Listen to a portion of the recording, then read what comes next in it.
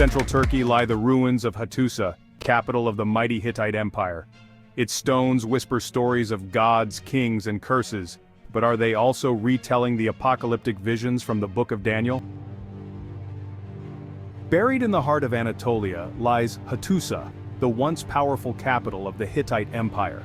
But what if these ancient stones and statues are more than relics? Could they be the sculptural embodiment of the Book of Daniel, a cosmic retelling etched in stone? This Hittite figure resembles a prophet or holy man knocking on the door of the gods. The white color of the stone symbolizes purity, just as Daniel was portrayed as pure of heart, abstaining from worldly indulgences, and vegetarian by faith. Notice the tall pointed hat, a curious resemblance to the papal mitre. Could this figure be Daniel, symbolically pleading with divine forces? In the Book of Daniel, the prophet is thrown into a pit of lions, yet survives, shielded by his faith. Here in Hattusa, we encounter not one but many lion statues guarding the ancient gates. These lions could represent not only strength, but the very beasts that Daniel tamed through divine protection. 1,000 years separate the fall of Hattusa and the events described in Daniel, yet their uncanny parallels beg the question: are we looking at one story told through two lenses, one scriptural, the other carved in stone? Archaeology tells us that Hattusa fell around 1190 BC, perhaps at the hands of King Anita or the nomadic Kaska tribes. Uncertainty abounds. Theology, on the other hand, dates the events of Daniel's visions to the 2nd century BC, centuries after Hattusa's collapse. How can two fields, archaeology and theology, stand so far apart yet claim the same story with unwavering confidence? Could both be right in ways we don't yet understand?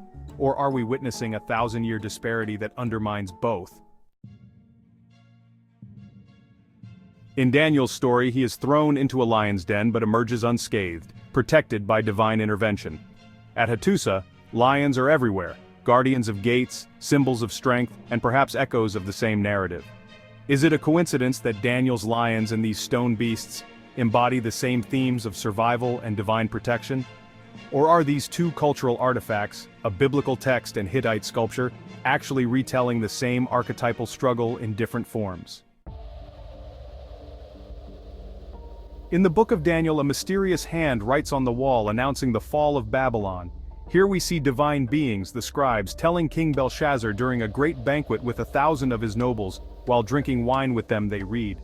Only Daniel could translate the inscription that was written. Mene, Mene, Tekel, Parsin. Here is what these words mean. Mene, God has numbered the days of your reign and brought it to an end. Tekel, you have been weighed on the scales and found wanting. Paris, your kingdom is divided and given to the Medes and Persians. Likewise at Hattusa, King Anita left a curse inscribed for future rulers. Whoever resettles Hattusas, let the storm god strike him. Both Daniel's tale and Anita's curse speak of divine judgment, one in ink, the other in stone. Are these the fingerprints of a shared mythological structure, or is there something more ancient at work here? Protection from the furnace. In Daniel's narrative, his companions survived the blazing furnace without harm. These stone figures with protective shrouds symbolize divine protection from the heat. Their covered forms evoke the narrative of survival through godly intervention. The Book of Daniel describes kingdoms rising and falling, shattered by a divine stone that was cut from a mountain, not by human hands, tells the Book of Genesis from the Bible. That rock became a mountain that filled the whole earth, a global mega-tsunami. Hattusa, too, tells the story of a once great empire brought to ruin, with only stone ruins left behind. The Hittite collapse reflects the same apocalyptic pattern found in Daniel's visions. How do we reconcile the fact that one account dates to the Bronze Age and the other to the Hellenistic period? Greenstones and the flooded earth. Unusual greenstones made of nephrite, a dark ocean green mineral, are found at Hattusa, pointing to the ancient tsunami that covered the earth. These stones symbolize a world drowned in water, an earth renewed and reborn. Just as Daniel's vision spoke of cycles of kingdoms, Hattusa shows a civilization-ending wave, the gods resetting the course of history. Why hasn't this been noticed? With so much symbolism hidden in plain sight, why haven't archaeologists or theologians explored these glaring parallels? Could it be that religion and science both overlook Hattusa's narrative as mere coincidence?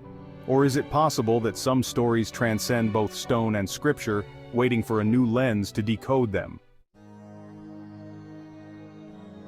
How can archaeology and theology tell a story separated by a millennium, claim with equal certainty to know the truth? Theology states that Daniel's prophecies were written in the 2nd century BC, during the crisis under Antiochus IV Epiphanes. Yet the sculptures and stones of Hattusa seem to prefigure these same themes: lions, divine punishment, and the fall of kingdoms, centuries earlier. Could it be that one borrowed from the other, or have we uncovered a deeper, more troubling thread in human storytelling?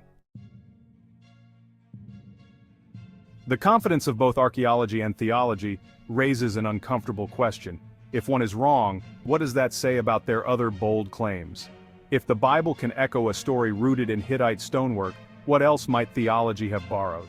And if archaeology has overlooked these parallels for so long, can we trust its interpretations of history?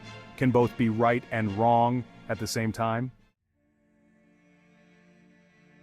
Even though these stories are about specific people and places, they do reflect a deeper archetype: eternal struggles, divine judgment, and the rise and fall of kingdoms, great resets of Earth, like the On that destroyed Atlantis. In every age, humans seem to tell the same stories, whether through stone, scripture, or scrolls. The Book of Daniel and the ruins of Hattusa seem to tell the same story, one in words, the other in stone.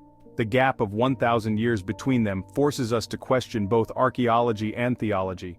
Can we believe either with full confidence? Or is truth, like the ruins of Hattusa, always just out of reach, waiting for someone to look at it with fresh, unbiased eyes? Hattusa, the Book of Daniel in stone. Like, subscribe, and comment below to join the discussion.